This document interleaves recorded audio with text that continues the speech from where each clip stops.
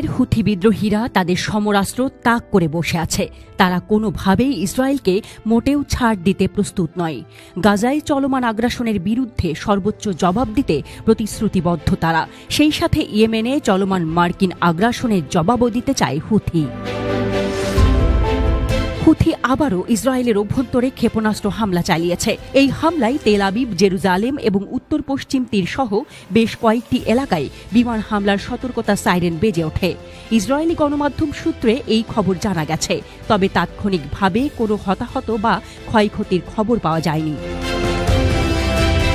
Houthi এক বিবৃতিতে জানিয়েছে তারা দুটি ব্যালিস্টিক ক্ষেপণাস্ত্র দিয়ে একটি বিশেষ সামরিক অভিযান চালিয়েছে। এর মধ্যে একটি ছিল হাইপারসোনিক ফিলিস্তিন 2 ক্ষেপণাস্ত্র। এই মারণাস্ত্র দিয়ে আশদোদ শহরের পূর্বে অবস্থিত সোডেট মিচা ঘাঁটিতে আঘাত হানা হয়। বিবৃতিতে আরও বলা হয়েছে এই ঘাঁটিটি জেরিকো এবং অ্যারো ক্ষেপণাস্ত্র উৎক্ষেপণের স্থান হিসেবে ব্যবহৃত হয়। অপর হামলায় জুলফিকার ক্ষেপণাস্ত্র ব্যবহার করেছে হুথি।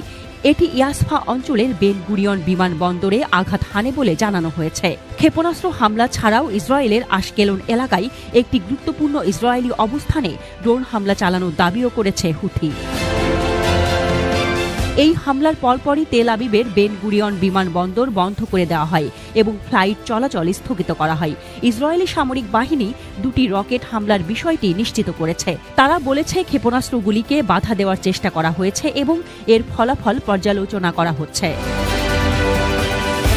এই হামলার কিছুক্ষণ আগেই যুক্তরাষ্ট্র ইয়েমেনের আল বাইদা, সাদা এবং হুদায়দা প্রদেশে নতুন করে বিমান হামলা চালিয়েছে। ইয়েমেনি গণমাধ্যমের খবরে বলা হয়েছে আল বাইদা প্রদেশের আল সাউমাহ জেলার একটি ভোকেশনাল ইনস্টিটিউটে 5টি বিমান হামলা চালানো হয়েছে। এর দুদিন আগে ইয়েমেনের সশস্ত্র বাহিনী অধিকৃত জাফা অঞ্চলে দুটি ইসরায়েলি সামরিক সাইটে ড্রোন হামলার ঘোষণা করেছিল। তারা এটিকে গাজায় ফিলিস্তিনিদের বিরুদ্ধে চলমান গণহত্যার প্রত্যক্ষ প্রতিক্রিয়া হিসেবে উল্লেখ করেছিল। গাজার বিরুদ্ধে ইসরায়েলের অব্যাহত আগ্রাসন এবং ইয়েমেনের বিরুদ্ধে যুক্তরাষ্ট্র ও যুক্তরাজ্যের চলমান হামলার প্রতিক্রিয়ায় হুথি লোহিত সাগর এবং এর আশেপাশে ইসরায়েলি, আমেরিকান এবং ব্রিটিশ সংশ্লিষ্ট নৌযানগুলোতে ধারাবাহিক হামলা চালাচ্ছে।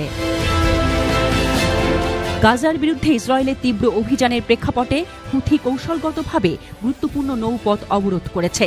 এর লক্ষ্য ছিল তাদের প্রতিপক্ষের সামরিক সরবরাহ ব্যাহত করা, সেই সাথে গাজার চলমান মানবিক সংকট নিরসনে আন্তর্জাতিক সম্প্রদায়ের উপর চাপ সৃষ্টি করা।